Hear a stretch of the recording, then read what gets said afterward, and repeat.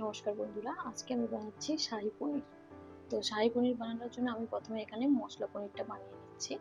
এখানে আমি 1 লিটারের মতো দুধ নিয়ে নিচ্ছি, সেটাকে খুব ভালোভাবে ফোটার জন্য ছেড়ে দেবো। খুব ভালো করে গরম হয়ে গেলে এবার এর মধ্যে দিয়ে দেবো একে একে চিলি ফ্লেক্স, কেটে রাখা ধনেপাতা কুচো, আর দিয়ে দেবো এর মধ্যে একটুখানি কাঁচা লঙ্কা, আর দেবো এতে একটু কাসুরি মেথি।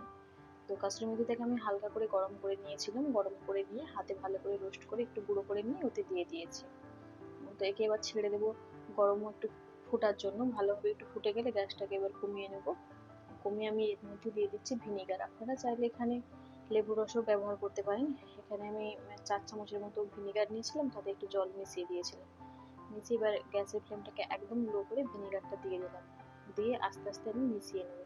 দেখুন কত সুন্দরভাবে ছানাটা কেটে গিয়েছে। এটাকে খুব ভালো করে এবার আমরা ছেঁকে নেব। ছেঁকে নিয়ে এটাকে পনিরের জন্য রেডি করে নেবো। এই প্রসেসটা আমি আগের দিনই করে নিয়েছিলাম, এই মশলা পনিরটা।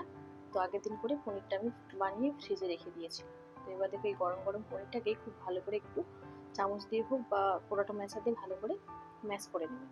ম্যাশ করে নিয়ে একটা কিচেন টাওয়াল নেবেন বা একটা সাদা কোনো পরিষ্কার কাপড় একটা নেবেন, রঙিন কাপড় নেবেন না। তো সাদা কাপড়ে এইভাবে পনিরটাকে দিয়ে খুব ভালো করে হাত থেকে সাইজ করে নেবেন। আপনি যে আকারে করতে চান সেই রকমভাবে সেট করে নেবেন। এখানে আমি স্কোয়ার আকারে করছি, তো দেখুন ভালো করে খুব ভালো করে আমি এটাকে কাপড়টা দিয়ে ভালো করে খুব ভালো করে একটা স্কোয়ারের শেপ দিয়ে দিচ্ছি।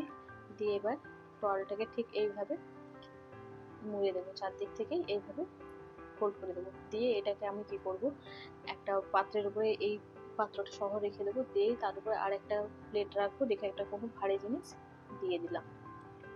তো এবার দেখুন মশলাটা বানিয়ে নিচ্ছি। এটা আমি তার পরের দিনই করেছিলাম। আগের দিন পনিরটা বানিয়ে আমি ফ্রিজে রেখে দিয়েছিলাম। তো কড়াই মশলাটা রেডি করার জন্য এবার কড়াই একটু তেল দিয়ে দেবো। তেল দিয়ে তাতে কিউব করে কেটে রাখা পেঁয়াজগুলো দেবো, দিয়ে 3 থেকে 4 মিনিটের মতো খুব ভালো করে একটু ফ্রাই করে নেব। তো ফ্রাই করা হয়ে গেলে এর মধ্যে আমি দিয়ে দিচ্ছি দেখুন রসুনের কোয়া আর আদা, ছোট ছোট করে কেটে রাখা আদা কুচি। এটাকেও খুব ভালো করে আমরা ভেজে নেব। 3-4 মিনিটের মতো মিডিয়াম ফ্লেমে ভেজে নেব। ভেজে নেওয়া হয়ে গেলে এর মধ্যে দিয়ে দিচ্ছি আমি টমেটো। তো টমেটোটাকেও অনেকক্ষণ ধরে একটু ভাজবো যাতে টমেটোটা নরম হয়ে যায়। দেখুন এর মধ্যে আমি এবারে দিয়ে দিচ্ছি লবণ, যাতে করে কি হবে টমেটোটা খুব তাড়াতাড়ি নরম হয়ে যাবে। এই দেখুন 3-4 মিনিটের মতো এইভাবে নাড়াচাড়া করলে এটা রেডি হয়ে যাবে।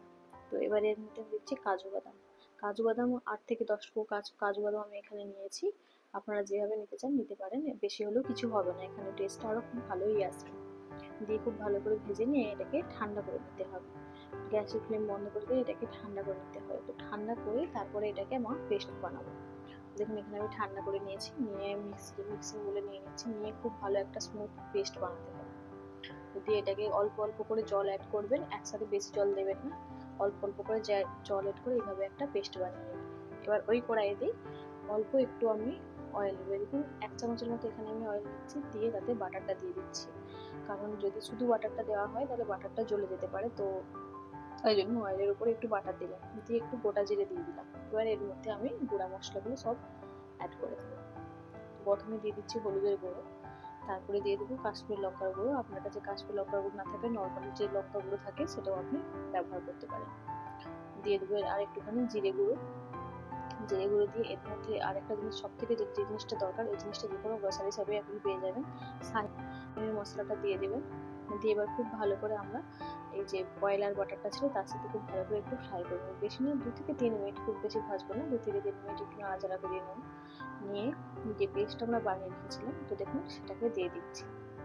দিয়ে খুব ভালো করে 7 থেকে 8 মিনিট একদম মিডিয়াম আছে ভালো করে নাড়াচাড়া করে এটাকে আমরা কষিয়ে নেব।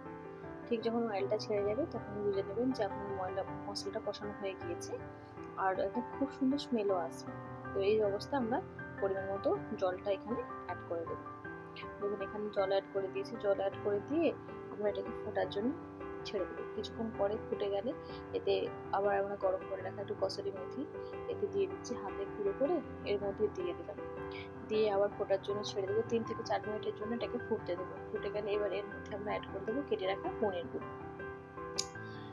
এই পনিরটার টেস্টটা খুব সুন্দরই হয়। তো আগের দিনের সেই পনির যেটা আমি বানিয়েছিলাম পনির, সেটাকে কিউবের আকারে কেটে কেটে নিয়েছি। নিয়ে দেখুন এবার অ্যাড করে দিলাম। এবার এটাকে ফোটার জন্য আরও 3 থেকে 4 মিনিট এটাকে ফুটিয়ে নেব।